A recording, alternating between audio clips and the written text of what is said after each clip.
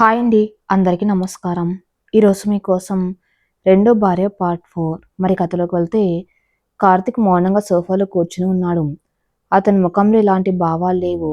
వ్యాపారం దెబ్బతినడంతో అతని దగ్గర డబ్బులు లేవు. తల్లి సుభద్రమ్మ ఎప్పుడు మూలన కూర్చుని ఏడుస్తూనే ఉంటుంది. కార్తిక్ మేఘన సీమంతం రోజు చూసిన దృశ్యం పదే పదే గుర్తొస్తుంది. మేఘనకి ఇప్పుడు డెలివరీ అయ్యే సమయం కదా. ఆమె ఎంత భయపడుతూ ఉంటుందో. పక్కన కోటీశ్వరుడు ఆమెనెంత ప్రేమగా చూసుకున్నాడు కదా. నాకేమో ఇక్కడ డెలివరీ అనేది ఒక వ్యాపారంలా, ఒక బేరంలా తయారైంది. నేను వారసుడి కోసం ఆరాటపడితే రాధ ఆస్తుల కోసం ఆరాటపడుతుంది. నేను చేసిన తప్పుకు ఇదే సరైన శిక్ష అని కుమిలిపోతున్నాడు. తనకు పుట్టబోయే బిడ్డ గురించి ఎలాంటి సంతోషము అతనిలో లేదు. కేవలం ఒక శూన్యం మాత్రమే మిగిలిపోయింది. కర్మ ఎవరిని వదలనడానికి కార్తిక్ జీవితమే పెద్ద ఉదాహరణ. 3 రోజుల తర్వాత మేఘన్న ఆసుపత్రి నుంచి డిశ్చార్జ్ చేశారు. అరవింద్ ఇల్లు అంగరంగ వైభవంగా ముస్తాబైంది. ద్వారానికి మామిడి తోరణాలు, పూలమాలలు కట్టారు. కారు ఇంటి ముందుకు రాగానే పెద్దవాళ్ళు హారతి పళ్ళెంతో సిద్ధంగా ఉన్నారు. అరవింద్ పాపనెత్తుకుని ముందుకు నడుస్తూ ఉండగా మేఘన్ నెమ్మదిగా అతని పక్కన నడుచుకుంటూ ఇంట్లో అడుగుపెట్టింది. మేఘన కుడి కాలు లోపల పెట్టగానే సిరి వరుణ్ పూల రేకులను వాళ్ళ మీద చల్లారు. 10 ఏళ్ల క్రితం కన్నీళ్లతో పుట్టింటికి వెళ్ళిన మేఘన ఈరోజు ఒక కోటీశ్వరుడి భార్యగా, 3 పిల్లలకు తల్లిగా, ఆ ఇంటి ఇల్లాలుగా దర్జాగా అడుగుపెట్టింది. ఆ ఇల్లు ఇప్పుడు వరుణ్ సిర్ల అల్లరితో పాటు కొత్తగా వచ్చిన పసిపాప ఏడుపుతో, నవ్వుతో మరింత కలకల్లాడుతుంది. మేఘన జీవితంలో ఒకప్పుడు వీచిన కన్నీటి తుఫాను పూర్తిగా సద్దుమణిగింది. ఇప్పుడు కేవలం అక్కడ ప్రేమ, ఆప్యాయత అనే వసంతం మాత్రమే మిగిలి ఉంది. కానీ సంతోషాల మధ్య పాపకి ఏ పేరు పెట్టాలి అన్న ఆలోచన అందరిలో మొదలైంది. పాప నామకరణోత్సవం ఒక పెద్ద పండగలా చేయడానికి అరవింద్ సిద్ధమవుతున్నాడు. అరవింద్ దినచర్య ఇప్పుడు పూర్తిగా మారిపోయింది. ఉదయం లేవగానే పాప ఏడుపు వినపడితే చాలు మేఘన కంటే ముందే తను లేచి పాపనెత్తుకుంటాడు. మేఘన్ రాత్రంతా పాపకు పాలు పడుతూ నిద్ర లేకుండా గడుపుతుందని, పగటిపూట ఆమెకు పూర్తి విశ్రాంతి ఇవ్వాలని అరవింద్ ఆరాటం. ఉదయం 7 గంటలు. సూర్యకిరణాలు కిటికీలోంచి గదిలోకి వస్తున్నాయి. మేఘన్ నెమ్మదిగా కళ్ళు తెరిచింది. పక్కన పాప లేదు. ఉలిక్కిపడి లేచి కూర్చుంది. బాల్కనీ వైపు నుంచి సన్నగా జోలపాట వినిపిస్తుంది. మేఘన చీర సర్దుకుని నెమ్మదిగా అటువైపు వెళ్ళి చూసింది. అరవింద్ తన భుజం మీద పాపను పడుకోబెట్టుకుని వీపు నిమురుతూ అటు ఇటు తిరుగుతూ పాట పాడుతున్నాడు. ఆ దృశ్యం చూసి మేఘన పెదవులపై ఒక అందమైన చిరునవ్వు వెలిసింది. ఓ కోటీశ్వరుడు, 100 మంది పనువాళ్ళు ఉన్న తన బిడ్డను తన చేతులతోనే లాలించాలన్న అతని తపన మేఘన మనసును తాకింది. నెమ్మదిగా వెళ్ళి అరవింద్ వెనక నిలబడి అతని భుజం మీద తలవాల్చింది. ఏంటండి, మీ కూతురు నిద్రపోలేదా అని ముద్దుగా అడిగింది.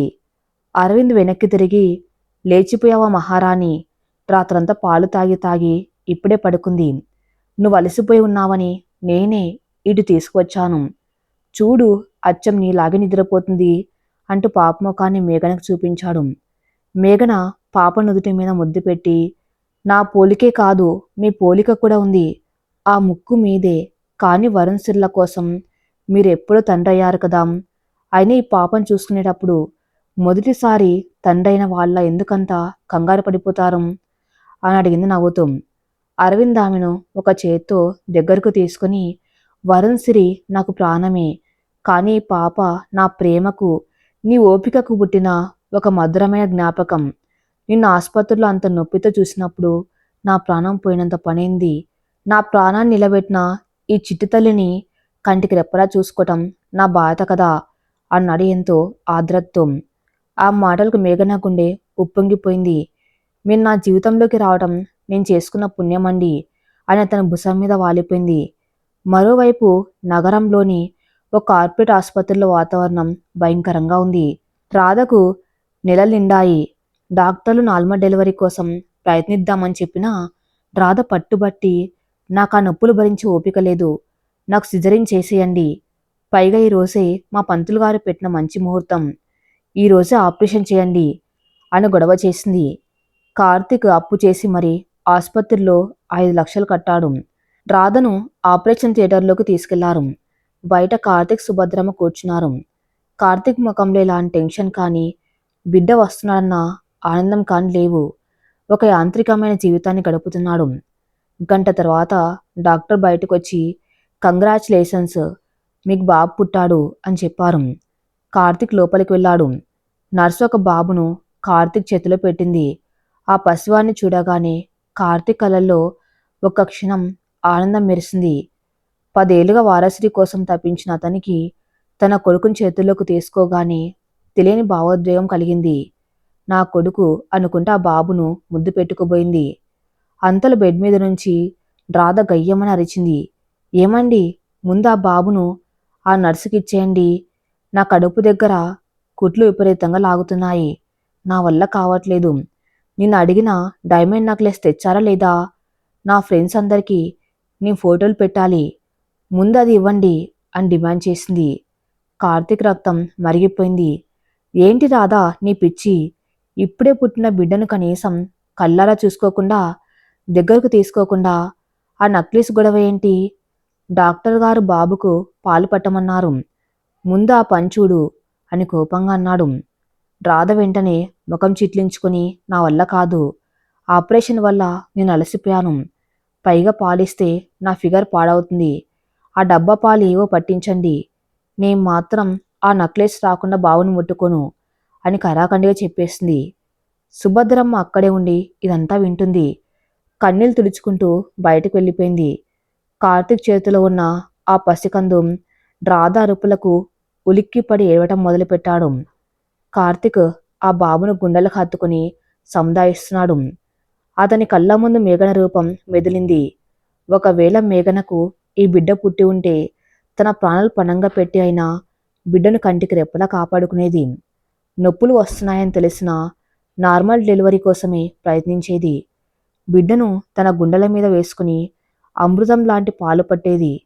డబ్బు, నగలు ఇవేమీ అడగకుండా కేవలం నా ప్రేమను మాత్రమే ఆశించేది. దేవుడా, నా వంశం నిలబడాలని నేను ఒక రాక్షసిని తెచ్చుకున్నాను. బిడ్డ పుట్టిన నాకు ఈరోజు ప్రశాంతత లేదు. ఇది నేను మేఘనకు చేసిన ద్రోహానికి దక్కిన కర్మఫలం అని మనసులోని ఏడుస్తూ ఆ పసివాణ్ణి చూసి కుమిలిపోయాడు కార్తీక్. డబ్బే లోకం అనుకుని రాధను చూసి అతనికి అసహ్యం వేసింది. 21 రోజులు గడిచాయి. అరవింద్ ఇంట్లో పాప నామకరణోత్సవం వేడుక సన్నాహాలు మొదలయ్యాయి. ఇల్లంతా బంతిపూలు, మామిడి తోరణాలు, రంగురంగుల లైట్లతో దేదీప్యమానంగా వెలిగిపోతుంది. బంధువులంతా చేరుకున్నారు. రామారావు, పార్వతమ్మలతో పాటు శ్వేత తల్లిదండ్రులు జానకమ్మ, రాఘవయ్య కూడా వచ్చారు.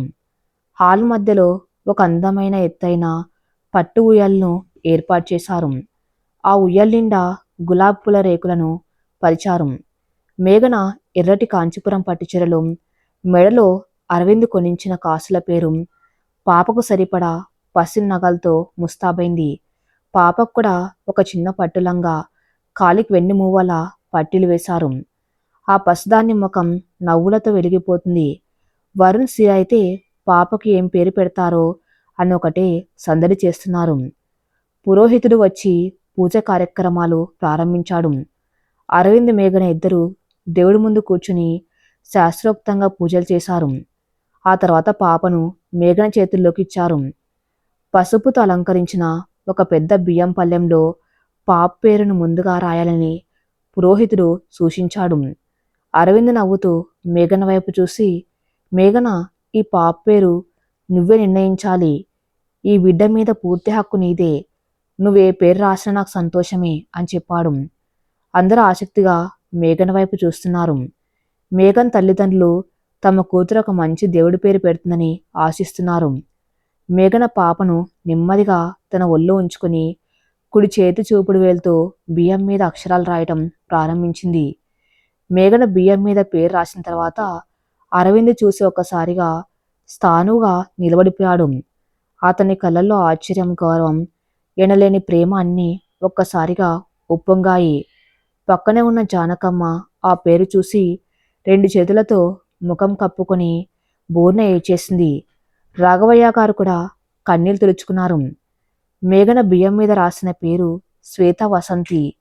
అందరూ ఆశ్చర్యంగా మేఘన వైపు చూశారు. ఒక ఆడది తన కడుపున పుట్టిన బిడ్డకు తన భర్త మొదటి భార్య పేరు పెడుతుందా? ఈ లోకంలో ఎవరైనా ఇంత నిస్వార్థంగా ఆలోచించగలరా? అందరి మనసులో ఇదే ప్రశ్న. అరవింద్ గొంతు వణుకుతూ ఉండగా, మేఘన, ఏంటిది? పాపకు శ్వేత పేరు రాసావేంటి అని అడిగాడు. మేఘన చిరునవ్వుతో ఎంతో ప్రశాంతంగా అంది, అరవింద్ గారు, నాకు పిల్లలు పుట్టే అదృష్టం లేదని లోకం నన్ను నిందించినప్పుడు నన్ను అమ్మని చేసింది వరుణ్ సిరిలే. వాళ్ళిద్దరు లేకపోతే నాలో మాతృత్వం చిగురించేదే కాదు. అలాంటి ఇద్దరు దేవతలను ఈ భూమి మీదకు తీసుకొచ్చి నాకు బిడ్డలుగా ఇచ్చిన ఆ శ్వేత గారికి నేను ఎప్పటికీ రుణపడి ఉంటాను. నా కడుపున పుట్టిన ఈ బిడ్డకు ఆమె పేరు పెట్టడం ద్వారా ఆ రుణాన్ని కొంతైనా తీర్చుకోవాలని నా చిన్న కోరిక. అందుకే పాప పేరు మొదటి అక్షరాలు శ్వేత అని రాశాను అని చెప్పింది. ఆ మాటలు వినగానే ఆ హాల్లో ఉన్న ప్రతి ఒక్కరి కళ్ళల్లో నీళ్లు తిరిగాయి. జానకమ్మ పరిగెత్తుకుంటూ వచ్చి మేఘం తల నిమురుతూ, నా తల్లి, ఎంత గొప్ప మనసు నీది. నా కూతురు చనిపోయిందని నేను రోజూ ఏడ్చేదాన్ని.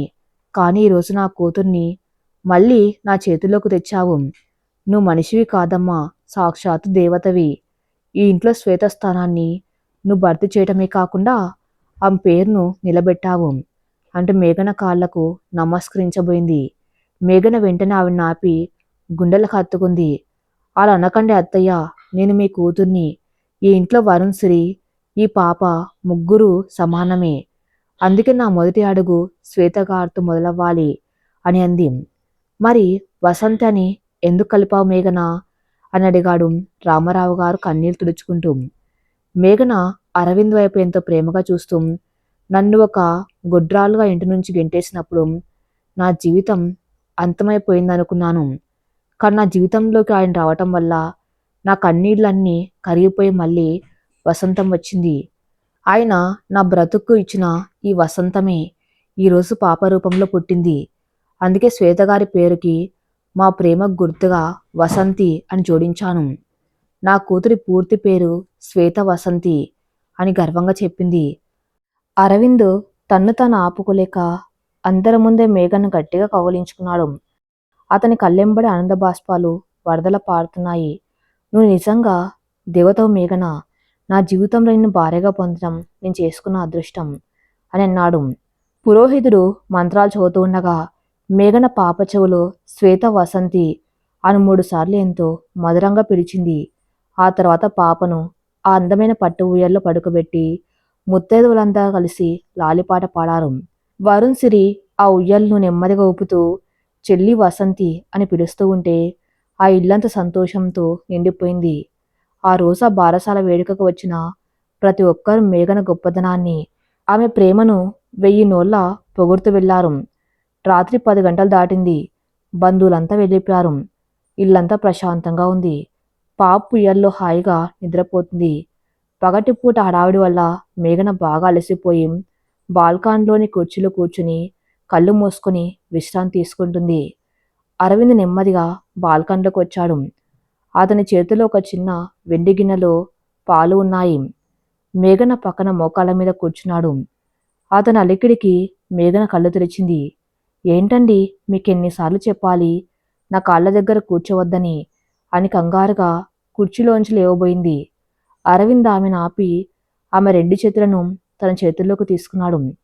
కూర్చో మేఘన, ఈరోజు నువ్వు తీసుకున్న నిర్ణయంతో నా గుండెను కొల్లగొట్టావు. నా మొదటి భార్య స్థానాన్ని ఒక గౌరవప్రదమైన రీతిలో నిలబెట్టావు. మా అత్తయ్య మామయ్య ఈరోజు ఎంత సంతోషంగా వెళ్ళారో తెలుసా? నువ్వు కేవలం నా భార్యవి మాత్రమే కాదు, నా కుటుంబానికి వెలుగునిచ్చిన ప్రాణానివి అనేంతో ఆదరతో చెప్పాడు. మేఘన చిరునవ్వుతో అతని చెంప నిమిరింది.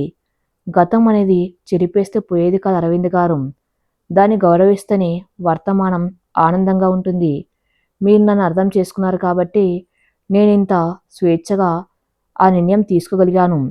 నా ప్రపంచం మీరే అని అతని కళ్ళలోకి చూసింది. అరవింద్ ఆమె చేతికి ఆ పాల గ్లాస్ అందించి, నువ్వు రోజంతా ఏమీ తినలేదు, ముందు ఈ పాలు తాగు అని స్వయంగా ఆమె పెదవుల కాంచాడు. మేఘన పాలు తాగుతూ ఉండగా అరవింద్ ఆమెను తదేకంగా చూస్తున్నాడు.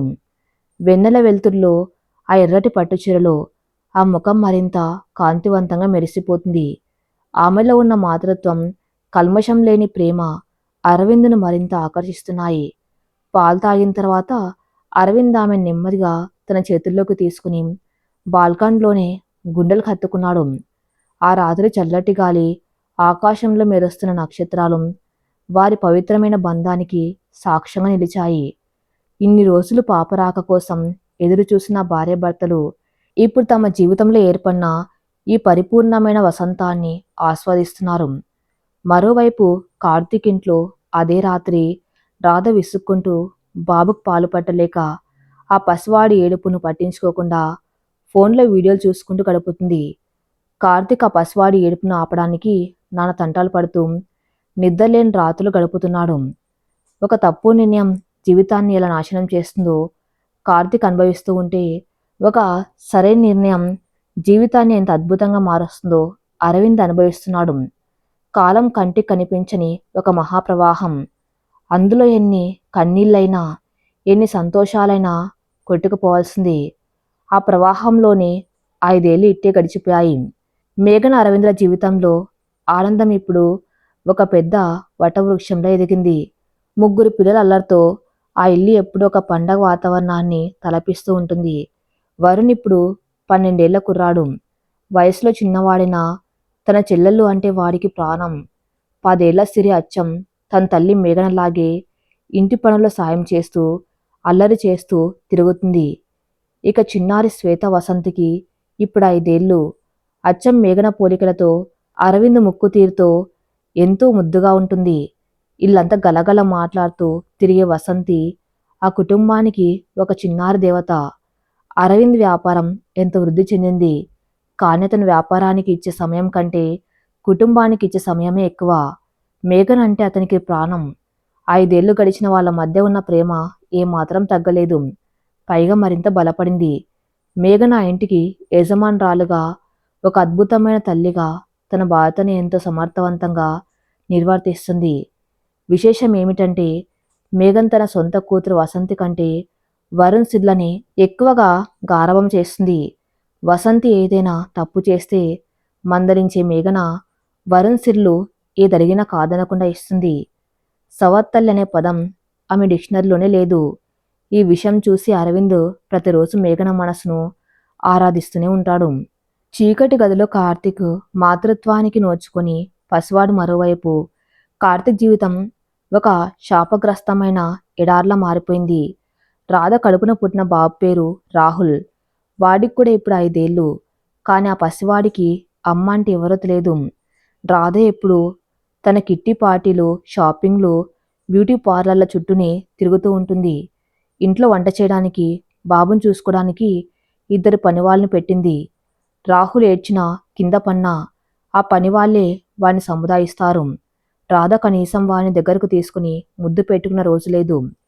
నా డ్రెస్ నలిగిపోతుంది, దూరంగా ఉండు అని వాణ్ణి కసురుకోవడమే ఆమెకు తెలుసు. కార్తీక్ వ్యాపారం పూర్తిగా దెబ్బతింది. రాధ చేసిన అప్పులు తీర్చడానికి ఉన్న 2 పొలాలు అమ్మేశాడు. ఇప్పుడు ఒక చిన్న కంపెనీలో మేనేజర్గా ఉద్యోగం చేసుకున్నాడు. ఇంటికి రాగానే రాహుల్ పరిగెత్తుకు వచ్చి తండ్రి కాళ్ళు పట్టుకుని ఏడుస్తుంటాడు. కార్తీక్ ఆ పసివాని గుండెలకు హత్తుకుని సముదాయిస్తాడు. ఆ రోజు ఉదయం 8 గంటలు. కార్తీక్ ఆఫీస్కి వెళ్ళడానికి సిద్ధమవుతున్నాడు. రాహుల్ స్కూల్ డ్రెస్ వేసుకుని డైనింగ్ టేబుల్ దగ్గర కూర్చుని ఉన్నాడు. పని మనిషి వాడికి అన్నం తినిపిస్తుంది. రాధ అప్పుడే నిద్రలేచి కళ్ళు నులుముకుంటూ బయటకు వచ్చింది. ఏమండి, ఈరోజు నా ఫ్రెండ్స్ అందరికీ నేను ఒక పార్టీ ఇస్తున్నాను. ఒక 50,000 నా అకౌంట్లో వేయండి అని అడిగింది. కార్తీక్ కోపంగా ఆమె వైపు చూసి, రాధా, నాకు జీతం వచ్చింది 60,000. అందులో ఇంటి అద్దె, రాహుల్ స్కూల్ ఫీజు, అమ్మ మందులకు సగం పోతుంది. నేను 50,000 ఎక్కడి నుంచి తేవాలి? అసలు నీకు బాధ ఉందా? కొడుకు స్కూల్కి వెళ్తున్నాడు. కనీసం వాడికి నీ చేత్తో ఒక ముద్ద అన్నం పెట్టాలన్న ఆలోచన ఉందా అని అరిచాడు. సుభద్రమ్మ గత 2 ఏళ్లుగా పక్షవాతంతో మంచానికి పరిమితమైంది. రాధపేట నరకం తట్టుకోలేక ఆవిడ పక్షపాతం వచ్చింది. ఇప్పుడు ఆవిడ ఒక గదిలో మంచం మీద పడి కన్నీళ్లు కారుస్తూ ఉంటుంది. ఒకప్పుడు మేఘనను నౌకర్లా చూసిన అహంకారం ఇప్పుడు రాధ ముందు అడుగంటిపోయింది. రాధ వెటకారంగా నవ్వి, మీకు చేత కాకపోతే చేత కాదని చెప్పండి. నా అకౌంట్లో డబ్బు పడకపోతే నేను మీ అమ్మకు అన్నం పెట్టను. అయినా ఈ పిల్లాడికి అన్నం పెట్టడానికి పనివాళ్ళు ఉన్నారు కదా, నా అవసరం ఏముంది? నాకు డబ్బులు పంపండి, నేను సాయంత్రం లేటుగా వస్తాను అంటూ తిరిగి గదిలోకి వెళ్ళిపోయింది. కార్తీక్ పిచ్చెక్కినట్లు అయింది. రాహుల్ భయంగా తండ్రి వైపు చూస్తూ, నాన్న, అమ్మ ఎందుకు అలా అరుస్తుంది? నాకు అమ్మ చేత్తో అన్నం తినాలని ఉంది నాన్న అంటూ ఏడవటం మొదలుపెట్టాడు. కార్తీక్ గుండె ముక్కలైపోయింది. ఆ పసివాడికి ఏం చెప్పాలో అతనికి అర్థం కాలేదు. 10 ఏళ్ల క్రితం మేఘన్ తన కాళ్ళు పట్టుకుని, పిల్లలు లేకపోయినా దత్తత తీసుకున్నాం కార్తీక్, నేను వాళ్లకు సొంత తల్లి కంటే ఎక్కువగా ప్రేమను పంచుతాను అని ఏడ్చిన మాటలు అతనికిప్పుడు వినిపిస్తున్నాయి. మేఘన ఉండి ఉంటే రాహుల్ను ఒక యువరాజులా చూసుకునేది. తన స్వార్థం, వంశం నిలబడాలన్న అహంకారం తన ఇంతటి దిగజారిన స్థితికి తీసుకొచ్చాయని కార్తీక్ రోజు కుమిలిపోతూనే ఉన్నాడు. రాహుల్ని ఎత్తుకుని వాడి కన్నీళ్లు తుడిచి తనే స్వయంగా వాడిని స్కూల్లో దింపడానికి వెళ్ళాడు. నగరంలోని అతిపెద్ద ఇంటర్నేషనల్ స్కూలు. వరుణ్, సిరి అదే స్కూల్లో చదువుతున్నారు. వాసంతి కూడా అదే స్కూల్లో ప్రీ ప్రైమరీ చదువుతుంది. ఆ రోజు ఆ స్కూల్ వార్షికోత్సవం. విధి ఎంత విచిత్రమైందంటే కార్తీక్ కొడుకు రాహుల్ కూడా అదే స్కూల్లో వాసంతి చదివే క్లాస్లోనే చదువుతున్నాడు. కార్తీక్ అంత ఫీజు కట్టే స్తోమత లేకపోయినా పరువు కోసం అప్పు చేసి మరీ రాహుల్ను ఆ స్కూల్లో చేర్పించాడు. సాయంత్రం 5 గంటలకు స్కూల్ గ్రౌండ్ అంతా పేపర్స్తో, పిల్లలతో కోలాహలంగా ఉంది. అరవింద్, మేఘన ఇద్దరు కలిసి ఫంక్షన్కి వచ్చారు. మేఘన లేత గులాబీ రంగు పట్టు చీరలో, మెడలో ఒక చిన్న డైమండ్ నెక్లెస్తో ఎంత హుందాగా ఉంది. అరవింద్ సూటు వేసుకుని మేఘన చెయ్యి పట్టుకొని నడుస్తున్నాడు. వాళ్ళ వెనకే వరుణ్, సిరిలు ఉత్సాహంగా నడుస్తున్నారు. అందరు వెళ్ళి ముందు వరుసలో ఉన్న విఐపి సీట్లో కూర్చున్నారు. అదే గ్రౌండ్లో వెనుక వరుసలో కార్తీక్ ఒంటరిగా కూర్చుని ఉన్నాడు. రాధకి ఇలాంటి ఫంక్షన్లు ఇష్టం ఉండదు కాబట్టి తను రాలేదు. కార్తీక్ చూపులు వేదిక మీద ఉన్నాయి. తన కొడుకు రాహుల్ డాన్స్ ప్రోగ్రాం కోసం ఎదురు చూస్తున్నాడు. కొద్దిసేపటికి ఎల్కేజీ పిల్లల డాన్స్ ప్రోగ్రాం మొదలైంది. స్టేజ్ మీదకు 10 మంది పిల్లలు రంగురంగుల డ్రెస్సుల్లో వచ్చారు. అందులో వసంతి ఒక చిన్న సీతాకోక చిలుక డ్రెస్ వేసుకుని ఎంతో ముద్దుగా డాన్స్ చేస్తుంది.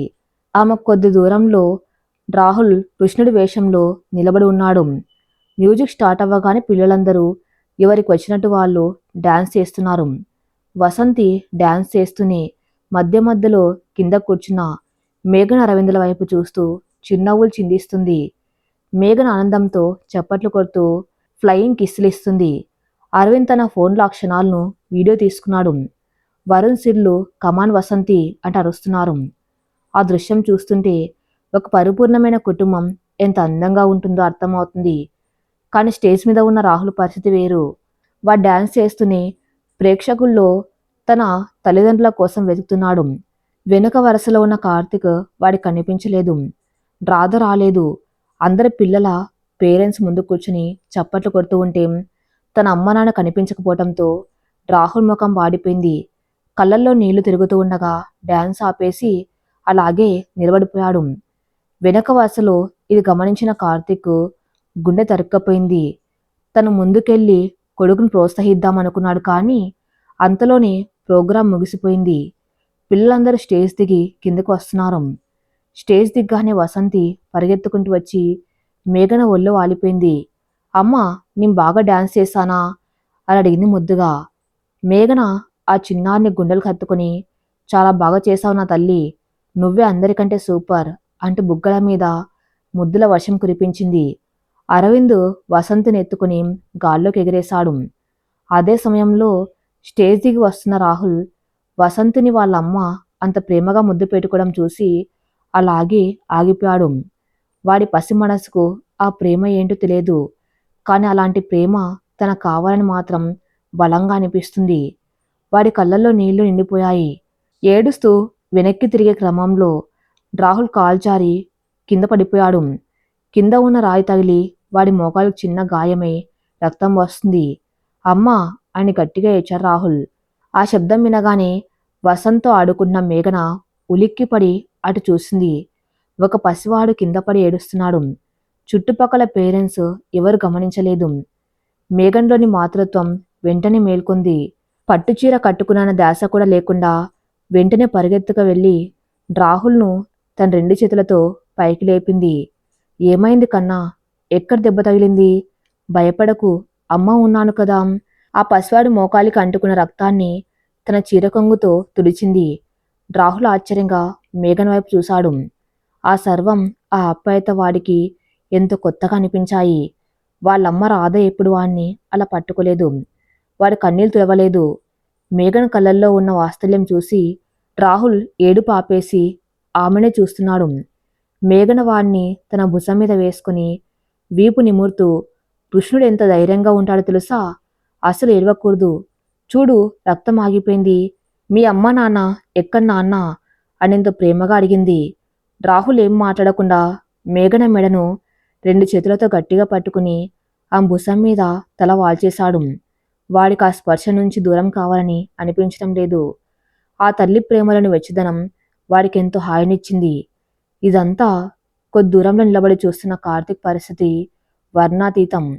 తన కొడుకు కింద పడగానే పరిగెత్తుకు వద్దామనుకున్నాడు. కాని అంతలోపే మేఘన వచ్చి వాణ్ణి ఎత్తుకోవడం చూసి అతను శిలలా నిలబడిపోయాడు. తాను ఎవరినైతే పిల్లల్ని కనే అదృష్టం లేదు, నీ ముఖం చూస్తే అపశకునం అని ఇంటి నుంచి గెంటేశాడు. అదే ఆడది రోజు తన సొంత కొడుకు కింద పడితే చీర కొంగుతో రక్తం తుడిచి గుండెలకు హత్తుకుని సముదాయిస్తుంది. రాహుల్కు తన సొంత తల్లి రాధ ఏనాడు ఇవ్వని ప్రేమను ఒక అపరిచితురాలిగా మేఘన ఇస్తుంది. ఆ పసివాడి మేఘన భుజం మీద అలా ప్రశాంతంగా తలవాల్చడం చూస్తుంటే కార్తీక్ గుండెలు పగిలిపోయేలా ఏడుపు వస్తుంది. దేవుడా, ఎంతటి మహాపాపం చేశాను నేను! అమృతం లాంటి మేఘన మనసును అర్థం చేసుకోలేక ఒక రాతి విగ్రహం లాంటి రాధను తెచ్చుకుని నా జీవితాన్ని, నా కొడుకు జీవితాన్ని నాశనం చేసుకున్నాను. మేఘనకు కడుపున పిల్లలు పుట్టకపోవచ్చు, కానీ ఆ మనసు నిండా మాతృత్వమే ఉంది. అందుకే రాహుల్ ఆమెను హత్తుకుని అంత ప్రశాంతంగా ఉన్నాడు. నా కొడుకు పాలిట నేనే అతిపెద్ద విలన్ అయ్యాను అని చేతులతో ముఖం కప్పుకొని వెక్కి వెక్కి ఏడ్చాడు కార్తీక్. మేఘన రాహుల్ను కిందకు దించి తన హ్యాండ్ బ్యాగ్లో నుంచి ఒక పెద్ద చాక్లెట్ తీసి వాడి చేతిలో పెట్టింది. ఏడవకూడదు నాన్న, వెళ్ళి మీ అమ్మ నాన్న దగ్గర కూర్చో అని వాడి బుగ్గలు నిమిరి చిరునవ్వుతూ చెప్పింది. రాహుల్ ఆ చాక్లెట్ తీసుకుని మేఘన్ వైపు చూస్తూనే నెమ్మదిగా వెనక్కి నడిచాడు. మేఘన్కు వాడు కార్తీక్ కొడుకన్న విషయం ఏమాత్రం తెలియదు. ఆమె దృష్టిలో వాడు కేవలం ఒక అభాగ్యుడైన పసివాడు మాత్రమే.